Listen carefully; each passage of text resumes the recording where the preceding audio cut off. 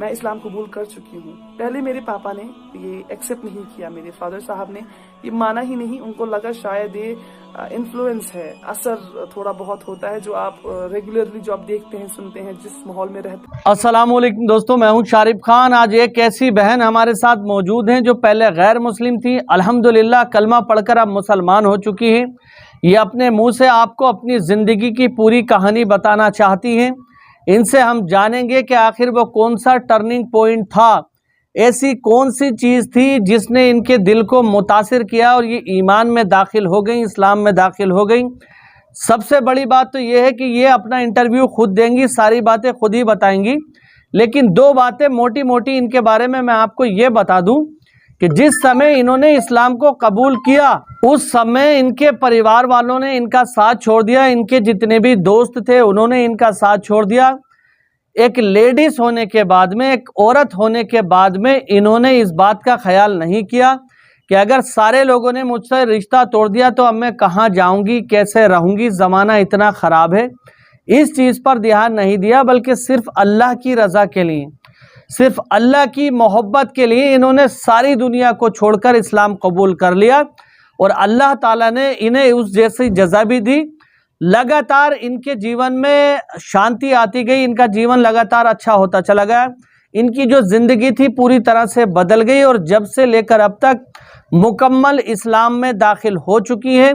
अल्लाह तबारक व तआला इनके पुराने सारे गुनाहों को माफ़ कर चुका होगा यकीनन, क्योंकि ये कहा जाता है कोई भी गैर मुस्लिम जब इस्लाम में दाखिल होता है तो इस्लाम के मुताबिक उसके जितने भी पिछले गुनाह हैं वो बिल्कुल धो दिए जाते हैं। वो ऐसा हो जाता है कि जैसे आज ही माँ के पेट से उसने जन्म लिया है। तो बाकी इंशाअल्लाह ताला बहन से जानते हैं कि आखिर क्यों ये इस्लाम में दाखिल हुई। शुरू करते हैं वीडियो। वालों ने कैसा रिएक्शन दिया जब उन्हें ये यकीन हो गया कि मैंने इस्लाम वाकई कबूल कर लिया है। जैसा कि मैंने आपको पहले वीडियो में बताया कि अक्टूबर मंथ में मैंने अपने पापा को SMS के थ्रू बता दिया था कि मैं इस्लाम कबूल कर चुकी हूँ। पहले मेरे पापा ने ये एक्सेप्ट नहीं किया, मेरे फादर साहब ने ये माना ही नहीं। उनको लगा शायद ये इन्फ्लुएंस है, असर थोड़ा बहुत होता है जो आप रेगुलरली जो आप देखते हैं सुनते हैं जिस माहौल में रहते हैं थोड़ा सा असर हो जाता है, तो शायद ये वो असर हुआ है इस पे। लेकिन मैं अपने डैड को सीधे बोलती रही, पापा मुझे किसी चीज का असर वसर नहीं हुआ है, मैं इन्फ्लुएंस में नहीं हूँ, मैं सच में इस्लाम कबूल कर चुकी हूँ और मैं इस्लाम नहीं छोड़ूंगी। अब मेरे पापा मुझे समझाने लगे कि बेटा मैं हर दिन की इज्जत करता हूँ, हर दिन बहुत खूबसूरत है और इस्लाम बेहद खूबसूरत रिलीजन है, लेकिन आप अपना धर्म छोड़कर किसी और धर्म को अपना लें, ये सही नहीं है। आप अच्छी बातें उठाएं इस्लाम से, अपनाएं अपनी जिंदगी में, लेकिन पूरी तरह मुसलमान ना बन जाएं। मैं अपने पापा से कहती रही, नहीं मुझे इस्लाम में ही रहना है पापा, मैं इस्लाम नहीं छोड़ूंगी चाहे कुछ भी हो जाए। 12 अक्टूबर 2012 जो मेरे पापा के साथ आखिरी बात हुई है, माफ कीजिएगा अगर थोड़ा बहुत रो दूंगी मैं, क्योंकि जब भी इस बारे में बात करती हूँ, जब भी याद आता है, क्योंकि मेरे पापा और मैं बहुत मजबूत रिश्ता होता है बेटी और फादर का। खासकर बेटियां अपने फादर से ज्यादा लगाव रखती हैं, मेरे साथ भी कुछ वैसा ही था। तो 12 अक्टूबर 2012 को पापा ने मुझसे कहा, बेटा वापस आ जाइए, छोड़ दीजिए इस्लाम। और मेरा जवाब यही था कि पापा मैं आपसे कहती हूँ, आप पढ़िए इस्लाम। सिर्फ कुरान पढ़ लेने से नहीं, उसे समझने से, दिल से समझने से, उस नफरत से ना समझें कि इस्लाम ने मेरी बेटी को ले लिया, नहीं। पढ़ें कि इसमें ऐसा क्या था कि मेरी बेटी सब कुछ छोड़ने को तैयार है इस्लाम की खातिर। पापा ने आखिरी सवाल किया मुझसे, क्या ये आपका आखिरी फैसला है? मैंने कहा, जी पापा ये मेरा आखिरी फैसला है, मैं इस्लाम नहीं छोड़ूंगी। और मेरे पापा ने फोन काट दिया। अगले दिन बहन से फोन आया और पता चला कि जैसे ही पापा ने पिछले दिन मुझसे बात करने के बाद फोन काटा, पापा जमीन पे गिर पड़े हैं। पापा को हॉस्पिटल लिया गया है, पापा एडमिट रहे हैं वहां। 1 साल तक मेरे पापा ने कुछ खाया नहीं, कुछ पिया नहीं, ग्लूकोज पे रहे हैं वो। न जाने अल्लाह की क्या रहमत थी, अल्हम्दुलिल्लाह वो जिंदा रहे। और 1 साल पूरा किसी से बात नहीं की उन्होंने, किसी से भी बात नहीं। यहाँ तक कि जो उनकी हमसफर मेरी माँ है, उनसे भी कुछ नहीं कहा। वो सिर्फ मेरा नाम लेते थे और जैसे ही मेरा नाम लेते थे उनकी आंखों से आंसू गिरते थे।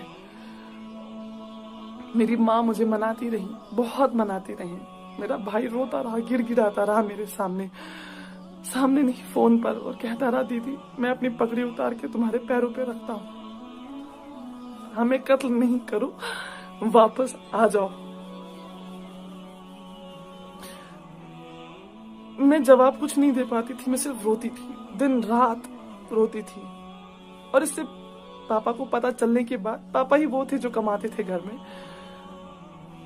मेरे पैसे जो पापा मम्मा मुझे खर्चा भेजते थे वो बंद कर दिया गया। आप सोचे, इतना बड़ा शहर बेंगलुरु, उसमें मैं एक अकेली लड़की,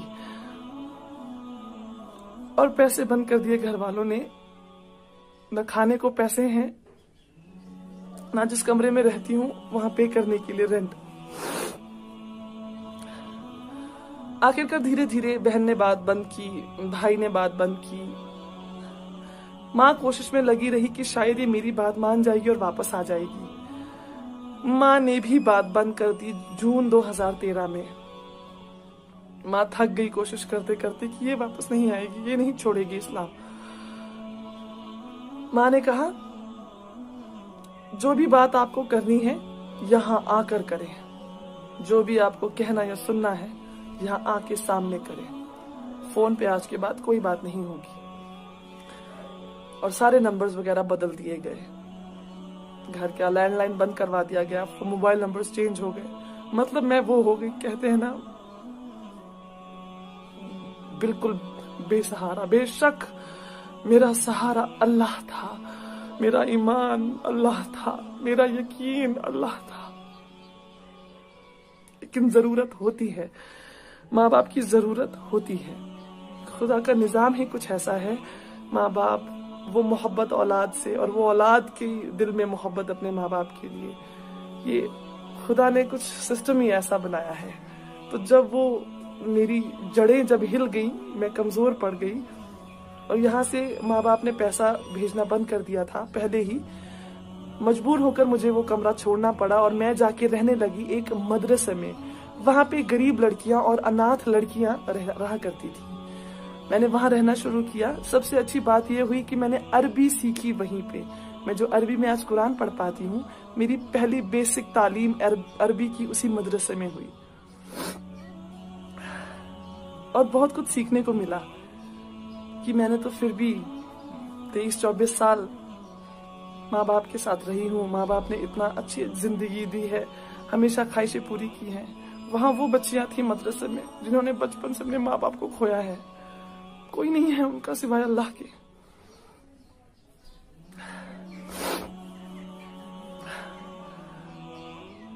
आखिर माँ बाप के साथ बिल्कुल बात बंद हो चुकी। नवंबर 2018 में जो आखिरी बात मेरी हुई है वो हुई है मेरी नानी से। मैंने अपनी नानी को, किसी तरह मुझे उनका नंबर याद आया, एक दिन क्लिक हुआ अचानक से। मैंने जल्दी से वो डायल किया तो नानी ने ही उठाया। नानी से बात हुई, बेहद खुश हुई नानी मेरी आवाज़ सुनकर। मेरे बारे में पूछा उन्होंने, फिर बोला बेटा क्यों किया तुमने ऐसा, क्या ज़रूरत थी करने की। अब सब भूल चुके हैं तुम्हें, कोई याद भी नहीं रखता है, तुम्हारे बारे में कोई बात नहीं करता। तुम्हारा नाम लेना सख्ती से मना है, तुम्हारा नाम कोई नहीं ले सकता। तो अब आप जहां हैं खुश रहें, अच्छे से रहें, सुकून से रहें। तड़पना आपको भी है, तड़पना हमें भी है, क्योंकि वो खून का रिश्ता, मोहब्बत का रिश्ता जो हमारे बीच है वो तो खत्म नहीं हो सकता। आपकी माँ को, आपके फादर साहब को आप याद आती हैं, बहुत याद आती हैं, लेकिन जो ये सोशल कंपल्शन होती है ना, जो सोसाइटी है बीच में, इसकी वजह से अलग हैं आप नहीं मिल पाएंगे। अब उन्होंने मुझे एक बात और बोली, मेरी नानी ने उन्हें बोला ख्वाब में भी यहाँ आने की जुर्रत नहीं करना। असली का तो छोड़ ही दे, आप ख्वाब में आने की जुर्रत नहीं करना। आपके घर वालों को तो छोड़ दे, बाकी जो है आपके रिश्तेदार आपको इतने टुकड़े करेंगे कि आपको ये नहीं पता चलेगा, किसी को पता नहीं चलेगा कि ये फातिमा जी गई कहाँ। तो खैर नानी से थोड़ी सी बात हुई, लेकिन अल्लाह को मंजूर था शायद कि मेरे जो मामा के बेटे हैं उन्होंने नानी का फ़ोन वगैरह चेक किया, मेरा नंबर ट्रू कॉलर पे देखा तो उन्हें पता चला ये मेरा नंबर है। तो नानी को भी थोड़ी सी सख्ती देखनी पड़ी और फिर नानी ने एक और फ़ोन किया मुझे कुछ सेकंड्स का और बोला बेटा मुझे आज के बाद फ़ोन नहीं करना, इनको पता चल गया है कि मेरी आपसे बात हुई थी। खैर फिर कुछ साल 1-1.5 साल पहले ही मैंने अपनी जो मेरी बहन है उनका फेसबुक अकाउंट से उनकी फ्रेंड को मैंने मैसेज किया। बहुत रिक्वेस्ट करने के बाद उनसे नंबर लिया, उनसे बात की। उनको ये यकीन नहीं आ रहा था कि मैं मेरी बहन ही हूँ या मैं कुछ अलग इंसान बात कर रही हूँ, क्योंकि हमारी आवाज़ सेम है। उन्होंने मुझे बताया कि दीदी हमें तो पता ही नहीं है कि आप कोई बड़ी बहन भी हैं। हमें ये पता है कि वो हैं, भाई हैं एक, मतलब मेरी छोटी बहन है, भाई है, लेकिन कोई ये नहीं जानता है कि इन दोनों की बड़ी बहन भी है। कोई नहीं जानता है। 6 साल में ऐसा खत्म कर दी गई है मेरी एग्जिस्टेंस वहां से। मुझे कोई अफसोस नहीं है, अल्हम्दुलिल्लाह। ये शायद हक है उनका ये करने का। वो जितनी सख्ती करेंगे ये हक होगा उनका, और मैं कभी शिकायत नहीं करूंगी कि नहीं आपने ऐसा क्यों किया, आपने मेरा नाम लेना क्यों छोड़ा, या आपने मेरी एग्जिस्टेंस खत्म क्यों की, क्यों नहीं बताया लोगों को कि मैं आपकी बड़ी बेटी हूँ। नहीं, मुझे कोई अफसोस नहीं है। एज उनके रिलीजन का मेंबर होने के हिसाब से मैंने बहुत गलत किया है, उनके लिए बहुत गलत किया है। वो कहते हैं ना कहावत की जीते जी मार डालना, कुछ वैसा ही किया है मैंने उनके साथ। मुझे पता है मैंने गलत नहीं किया, ये मेरा दिल जानता है, मेरा अल्लाह जानता है कि अपने अल्लाह के लिए ही मैंने सब कुछ छोड़ दिया। ये बातें उन्हें तब तक समझ नहीं आएंगी जब तक अल्लाह की रहमत उन पर नहीं होगी, उनके दिल नहीं खुलेंगे, उनके कानों से पर्दे नहीं हटेंगे। तब तक जब तक उनको ये बात समझ नहीं आएगी इस्लाम के बारे में, अल्लाह के बारे में, हमारे नबी सल्लल्लाहु अलैहि वसल्लम के बारे में, तब तक नामुमकिन है कि वो मेरी सिचुएशन को समझेंगे। मुझे कोई शिकायत नहीं है किसी से भी। खैर जितने भी नए मेंबर्स घर में ऐड हुए हैं, जैसे कजन्स वगैरह की, मेरे भाई की शादी, चचेरे भाई की शादी, जिनकी भी भाई बहनों की शादी है, जितनी भी भाभियां या जीजू घर में आए हैं, किसी को नहीं पता है कि इनकी एक बड़ी बेटी भी थी। तो बिल्कुल ही खत्म कर दी गई हूँ। आप लोगों से कहना चाहती हूँ कि अगर आपके पास आपके माँ बाप हैं, जिंदा हैं, आपके वालिद हैं, आपकी माँ है, आपके साथ है, वो वालिदैन दोनों हैं आपके साथ, या शायद किसी और शहर में, किसी और देश में रहते हैं, अल्लाह के लिए कभी ऐसा ना करें कि उन्हें तकलीफ हो। ये ऐसा अनमोल तोहफा अल्लाह ताला ने आपको दिया है। बहुत खुश नसीब है अगर आपके पास दोनों हैं या एक भी है, बहुत खुश नसीब है, यकीन मानिए। ये ऐसा तोहफा है जिसके लिए आपने कुछ पैसे नहीं दिए। आप जाते हैं ना दुकान पे, आप जब पैसे देते हैं तभी कोई तोहफा खरीद सकते हैं किसी को देने के लिए। अल्लाह ने आपको फ्री में दिया है। आप अपनी माँ से जन्म लेते हैं, माँ और जो पापा फादर साहब होते हैं, दोनों से बेहद मोहब्बत मिलती है, मोहब्बत में पले बड़े हैं आप। आपको क्या देना पड़ा उन्हें? कुछ भी नहीं। उन्होंने आपका ख्याल तब रखा जब आप बेसहारा थे, बिल्कुल बेसहारा, जब आप शायद खुद कुछ खा पी नहीं पाते थे, तब माँ ने आपको छाती से लगा के आपका पेट भरा है। जब आपको चलना नहीं आता था, आपके फादर साहब ने आपकी उंगली पकड़ के गिर गिर के चलना सिखाया है। आपकी स्कूल की फीसेस आप कैलकुलेट करने बैठेंगे ना, ताउम्र की आपको फीसेस कितनी लगी हैं, आपका दिमाग चकरा जाएगा कि आपके माँ और पापा ने कितना खर्चा किया है आपको इस तरह का इंसान बनाने के लिए। तो अगर आपके माँ बाप आपके पास हैं, करीब हैं, थोड़े दूर भी हैं, खुदा के लिए उन्हें बताएं कि आप उनसे कितनी मोहब्बत करते हैं। उन्हें बताएं कि वो कितना अहम हिस्सा है आपकी जिंदगी का। अगर वो दूर हो गए आपसे, दोबारा आपको मौका कभी नहीं मिलेगा उन्हें ये बताने का। तो जब तक जान है बता दीजिए, जब तक ये सांसें चल रही हैं उन्हें एहसास करवा दीजिए। इस्लाम में सुना है कि जन्नत माँ के पैरों के नीचे है, जिस जन्नत के लिए हम तलब रखते हैं। सारे रमजान हमने यही दुआ मांगी है कि या अल्लाह जहन्नम से दूर रखना और जन्नत में जगह देना, या अल्लाह जन्नत में जगह दीजिएगा। वो जन्नत माँ के पैरों के नीचे है, जरा उन पैरों को चूम कर देखिए, जरा उस माँ के हाथों को चूम कर। तो दोस्तों, इस बहन की वीडियो देखकर यकीनन आपको बहुत सारी नॉलेज मिली होगी और ये जानने को मिला होगा कि जब अल्लाह किसी को हिदायत देता है, जब अल्लाह किसी को अपनी तरफ रुजू करता है, तो फिर अगर वो रस्सी के अंदर भी उसको तुम बांध दो तो वो रुकता नहीं है, वो इस्लाम की तरफ चले ही जाता है। एक और बात मैं आपको बता दूं, ऐसे बहुत सारे लोग हैं गैर मुस्लिम भाई हमारे जो इस वीडियो को देखते हैं। आप में से जो भी व्यक्ति ये समझता है कि इस्लाम के अंदर नाउजुबिल्लाह बहुत खामियां हैं, तो किसी की सुनी सुनाई बात पर आप भरोसा नहीं करें। अगर आपको इस्लाम के बारे में जानना है तो इस्लाम हर एक चैलेंज को कबूल करता है। आप जाएं, जाकर के कुरान करीम के अंदर ये देखें कि आखिर जो बात दुनिया वाले कहते हैं वाकई वो बात कुरान में मेंशन है या नहीं। अगर आप कुरान का तर्जुमा पढ़ते हैं और आपको ऐसा लगता है कि कोई चीज़ आपको गलत लगती है अपनी नज़र से, नाउजुबिल्लाह जबकि है नहीं, तो आप उस एक लाइन को उठाकर किसी आलिम दीन के पास जाएं, किसी मुफ्ती साहब के पास जाएं और उनसे समझने की कोशिश करें कि ये जो आयत हमने पढ़ी है, इस आयत को यहाँ पर किस तरह से बताया गया है, इसका मतलब क्या है, किस परिस्थिति में यानी किस सिचुएशन में ये आयत नाजिल हुई थी।